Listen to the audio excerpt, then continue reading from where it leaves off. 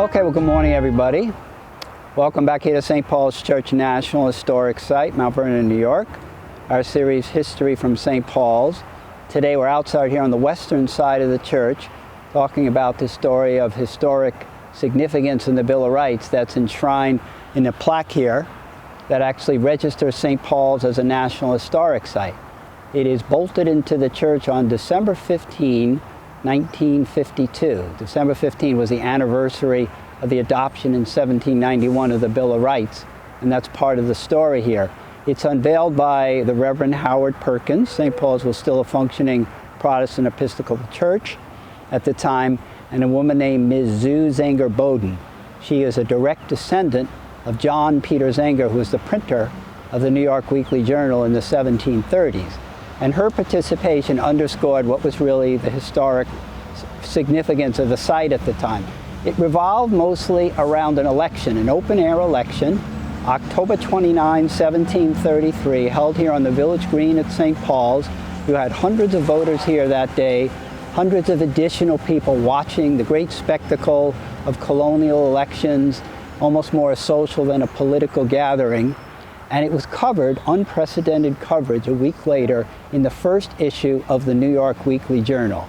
So this is a multi-paragraph, lengthy description which has previously unrecorded detail on the nature and significance and ritual of colonial elections, the process. It also gives us a sense of the political issues that resonated the lives of the colonists, and it recorded also a piece of religious discrimination in the 18th century.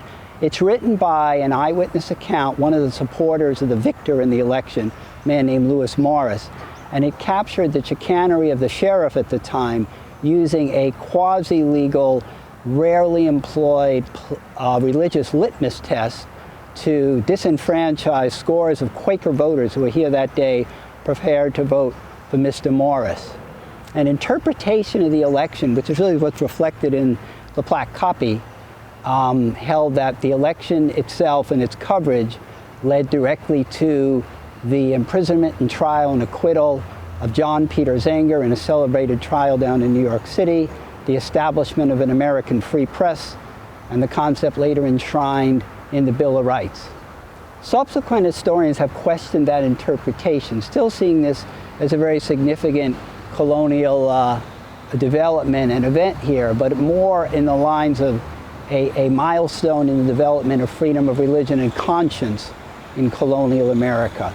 As a direct result of the election and its coverage in the paper, the documentation of the discrimination, very shortly after, the colony of New York passed a law establishing the concept that in the future Quakers could affirm, rather than take an oath on the Bible, that they met the property qualifications. It was the oath on the Bible that violated their religious principles that led to their discrimination and disenfranchisement that day. So it really is maybe one of the first time we know in the colonies where a political body, the New York Colonial Assembly, made provisions that if there's a particular piece of religious practice of a certain group of people who otherwise should be part of the body politic and allowed to participate, they would be given an exception and something would be understood. So that is usually now what is seen as the great significance of the event. It's unveiled here. It's a cold day, December 15, 1952, winter day. Again, the anniversary of the Bill of Rights. 200 people were here that day, hard to imagine on a warm summer morning, but they'd first been in the church with discourses and history background on the significance and importance of the Bill of Rights. Then they came outside to literally unveil the plaque here. We are talking the early 1950s, the era of the Cold War, the global conflict and rivalry between the United States and the Soviet Union. And in 1952, we are still in the middle of the Korean War raging in Asia. So this is not just an abstraction, this is a real armed conflict at the time. And Americans greatly emphasized the Bill of Rights in that period of the Cold War as pieces of national heritage, of freedom and liberties, in direct contrast to Soviet communism.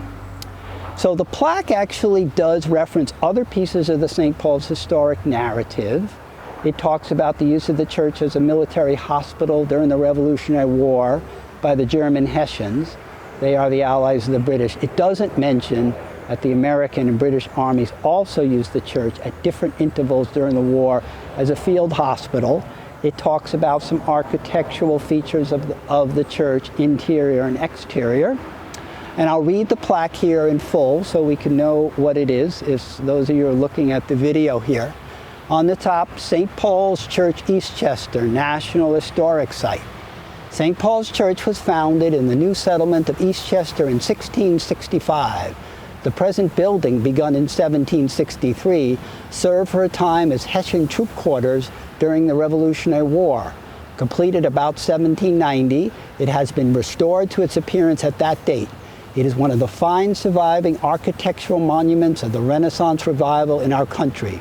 On the town green was held the election of October 29, 1733, famous for its connection with the Patriot printer John Peter Zenger and the establishment of an American free press. National Park Service, United States Department of the Interior, the symbol of the eagle at the top, and the Park Service emblem here on the bottom. Please join us again next time for more history from St. Paul's.